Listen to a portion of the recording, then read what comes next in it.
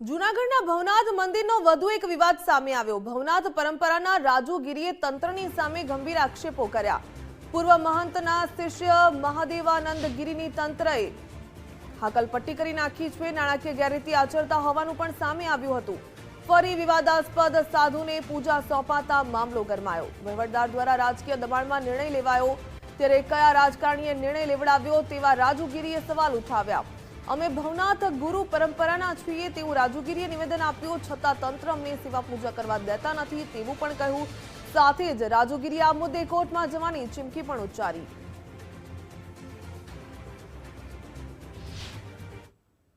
રાજુગીરી ગુરુ શ્રી કમલાનંદ ગીરી બાપુ મારે જણાવવાનું એટલું જ, શ્રાવણ મહિનામાં કલેક્ટર સાહેબને અમારો ભવનાથનો વ્યવહાર સોંપેલો હતો, પણ અમે કલેક્ટર સાહેબ પાસે ગયેલા તો સાહેબે એવું કીધું કે પૂજાપાઠ તમને મળે નહીં, તમારો નિર્ણય થશે।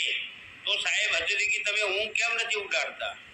હજુ લગી અમને પૂજાપાઠ કેમ નથી આપતા? અમને ના પાડો તો 3 વખત અરજી મૂકી છે, 3 વખત તમારી પાસે આવ્યા છીએ, તે છતાંય અમને કોઈ પૂજાનો કોઈ શબ્દો તમે અમને આપ્યો નથી, તો અમારી ઉપર અન્યાય કેમ કરી રહ્યા છો સાહેબ?